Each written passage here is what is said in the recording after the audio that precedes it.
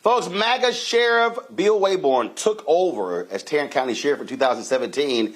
Ever since then, 70 people, not 70 people have died in the Tarrant County Jail. Earlier this week at Commissioner's Court, Commissioner Elisa Simmons wanted some answers. Well, guess what? This arrogant SOB wouldn't even show up. Watch.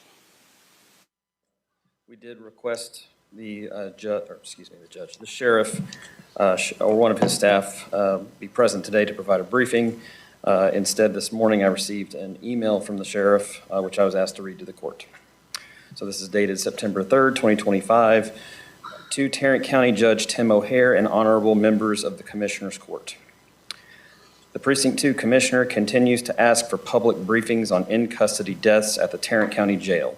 We have and will continue to be very transparent with these cases in terms of what information we are able to release. We are one of the few agencies that issues a press release on in-custody deaths. The practice places us as one of a limited number of agencies to proactively inform the public on such sensitive matters. Should any of the public, the media, or elected officials, including the Precinct 2 Commissioner, seek further information, they are encouraged to submit a formal records request through the Freedom of Information Act. Furthermore, the repeated lack of civility displayed by the Precinct 2 Commissioner towards Tarrant County staff is both hostile and unprofessional. I will not subject anyone from this office to that type of inappropriate treatment. Therefore, no one from this agency will participate in briefings requested by the Precinct 2 Commissioner before this court. We appreciate your understanding and remain available to collaborate in a respectful and constructive manner related to other issues. At your service, Bill Wburn, Sheriff. So, to the absent sheriff, hi. So the briefings aren't for the Precinct 2 Commissioner. The briefings are for the public. The briefings are because you were elected to serve everybody. You should not choose who you update on our jail population, on video magistration, on jail deaths, anything. The public tells us, the 69 elected officials in this county, what they want, and we do our best to give it to them. If you don't want your staff to come down here and take questions, that's your responsibility in the first place. I didn't ask you to send staff. I asked you to come down here. And where are you? Big, tall guy, big hat, guns, everything. And you can't take questions from the citizenry, your constituents. We need to be updated on these jail deaths. Nobody's asking you for specifics. 2 weeks after a jail death, you give us what you got. And then you keep coming and informing and updating the public because we need to know what keeps happening in this jail. You ought to want to be transparent. So you stay over there, wherever you are, hiding from your constituents. And a 125-pound commissioner. You ought to be able to answer questions. I don't know which camera to look into. It's just ridiculous. It's called responsibility. It's called professionalism. If you didn't do anything wrong, come say it. It is the responsibility of all elected officials to report out to the people that elected us. It's just real simple. It's not deep. You don't have to send your staff. It's what you were elected to do. Now, folks, let me help y'all out. 2 jailers are facing charges in the murder charges in the death of Anthony Johnson Jr. Died after being pepper sprayed, and forcibly restrained. In another case, a pregnant woman was left to give birth alone in her cell. Her baby did not survive. Oh, but I thought these people were so-called pro-life. Taxpayers have paid out more than $4 million in settlements and neglect, including the largest payout in county history. Now, again, the sheriff is like, I don't care. I'm not here before the commissioners to answer these questions. Joining us right now is Commissioner Alicia Simmons. Glad to have you back on the show. Again, I just want to be clear. 70 deaths since he took over in 2017? No, 76. So we can say 75. 76 deaths. Yeah, we can say 75. I count baby Zenora, the child that passed away. She was born in custody. When it was discovered, they rushed the baby to the hospital, so she died at the hospital, and the baby wasn't in custody, but I count baby Zenora. So 75 with baby Zenora, 76 in 8 years. We have people dying in our jail at an inordinate rate. So there's a problem that's unacceptable. And when I've been in office 2.5 years, it was suggested to me, and I thought it a great idea, that after we have these deaths, the sheriff come and brief us. So he decides when he's going to come and when he's not going to come. So if it's somebody that died, from a heart attack, he'll come and brief you. But if it's lethal force or questionable, he just doesn't show up. No. Again, I want the public to understand something here. Commissioners are elected. The sheriff is elected. But the budget for the sheriff's department is approved by the commissioner's court. So he does answer to the commissioner's court when it comes to budget. These are county employees. Absolutely. He's elected. We control the purse strings. But remember, Tarrant County is the largest Republican county in the country. We're the 14th largest county in the country. We're the last red county in the country. And so the commissioner's courts here are 5 people, and there are 2 Democrats and 3 MAGA Republicans. And so they support every penny that the sheriff and the district attorney budget and want to spend. So there's that. And people come to the podium, the public come to the podium and tell us to fire him. But because he's elected, the commissioner's court can't fire him. The people have to make sure they don't reelect him. So we do control. But here's what. So are you telling me? So are you telling me you've had 75, 77 deaths since 2017, and the other commissioners, the Republicans, they don't care? They literally aren't demanding answers. They're not trying to hold the sheriff accountable, and they are perfectly acceptable with him being insubordinate, saying, "Oh, I'm not going to show up because Commissioner Simmons is hostile." When all you are doing is demanding answers, which your constituents elected you to do. The other court members are not going to ask him to come. They're not going to force him to come. They're not going to try to convince him to come. They are friends. So they are shielding him. They are shielding him. In the meantime, there are families seeking answers. There are families like Anthony Johnson Jr.'s family seeking justice, like Chastity Bonner's family seeking justice. They want answers. In the Chastity Bonner case, did she in jail 3 weeks? How'd she get fentanyl? And where are the medical records that said she died from fentanyl? Better yet, where are the 3 minutes of video missing from her bookend? There are so many questions, and he is not answering them. He's not being forced to speak to these families, respond to me, a duly elected officer of the state, the commissioner's court.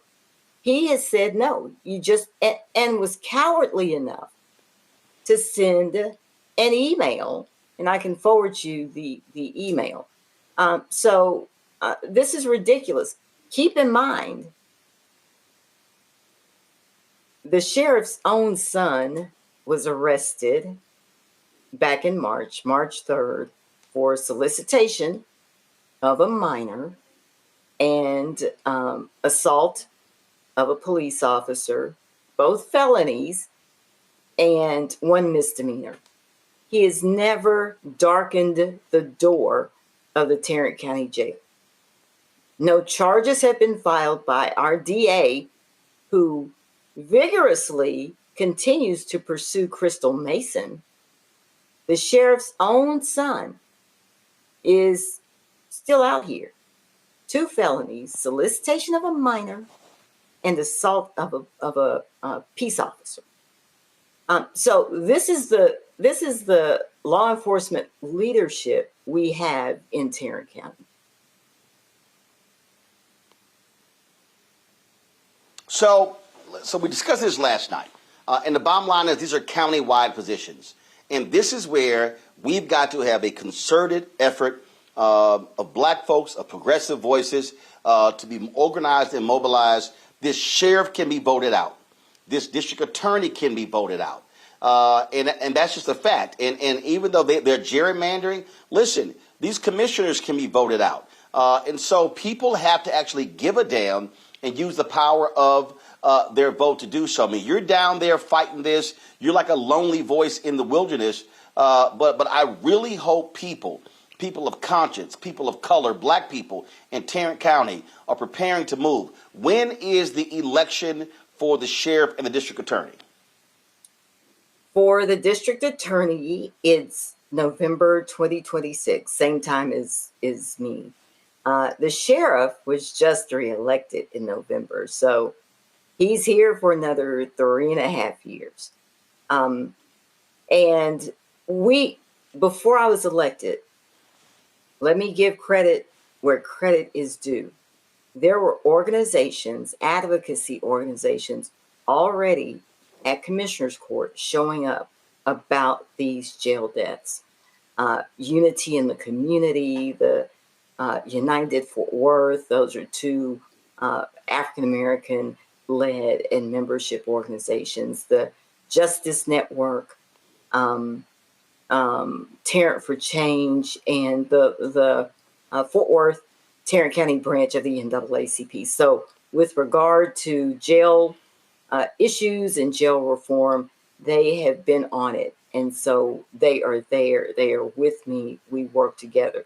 But the broader, and since I've come into office, my staff has helped me, along with the advocates, elevate this issue more. So, you know, it's out there. Everybody in Tarrant County knows about Bill Wburn, this jail, but they didn't vote him out. They didn't vote him out. So we're stuck with him for another 4 years. These families are not experiencing the justice that they deserve, the answers that they need to bring closure. And at the same time, taxpayers are, your dollars are going to settlement payouts. And not only that, when you look at the Anthony Johnson Jr. case, the terrible lethal force case, I've seen the entire video, and it is horrific. Gotcha. We have been paying outside counsel to come in and do the district attorney's work. It's terrible here. Lots of stonewalling, gaslighting of constituents, you know, won't give me data that I request, and now trying to paint me as an angry Black woman. So, I mean, it's unfortunate here, and people like you and I'll say, you got to vote. I'm going to bring my panel. Michael Imhotep hosts African History Network show out of Detroit. Matt Manning, civil rights attorney, joining us out of Corpus Christi, Texas. Candace Kelly, legal analyst and host Not All Hood podcast out of South Orange, Georgia. Matt, you first. Yeah, so Commissioner, first off, good afternoon to you. I had a question for you, kind of a procedural question. So is Tarrant County generally insured by TAC, by the Texas Association of Counties? Yes. Well, we're large enough and to to be... that end, Commission. Mm-hmm. Go ahead. Go ahead. I'm sorry, I cut you off. So we do consult with TAC on insurance, but we're large enough to self-insure. So to self-insure, okay. The reason I ask is because when I saw this story, and thank you for your advocacy, by the way, I was very interested in whether there was a way you could just directly get any claim that they've made and then publish that to the people, because I deal with this all the time with counties. You know, anytime I represent somebody in a jail death situation, it's very difficult to get the information because of all the PIA exceptions, as you well know. The sheriff can say it's a pending investigation and all that stuff. So it's very difficult to get. But as a commissioner, it seems like you could get any claim that's made because customarily the county attorney is going to send it to outside counsel. So is that a means by which you can get information and disseminate it? Because you don't have to go into executive session for that, right? You can get that and you're right. let your constituents know. Okay. Yes, sir. You're right. I can request it. I've requested data from this county, and it's been, it hasn't been given to me. I've been told that and like you said, you understand I'm an elected official, I have to get an attorney general's opinion. I mean, it's the continued insult and the disrespect that a commissioner that runs this county, have to go to the attorney general to get an opinion on releasing information to me, an elected county commissioner. It's stonewalling at its finest. But I will, as soon as I'm off, I will email over and ask for claims and see what I get.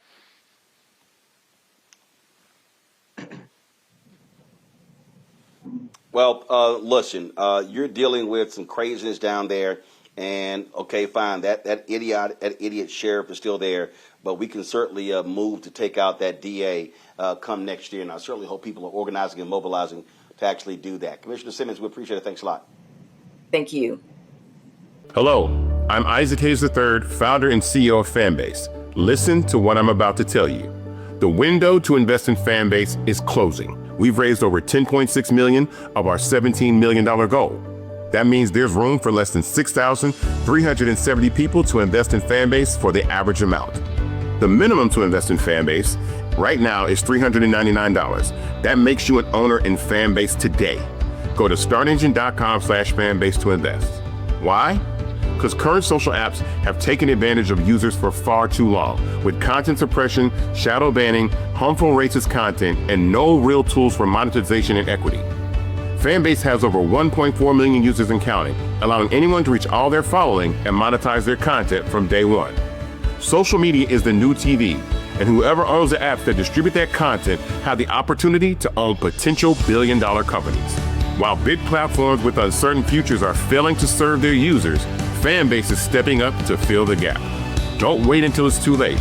Invest now, invest for yourself and your future. Go to startengine.com/fanbase and own the next generation of social media.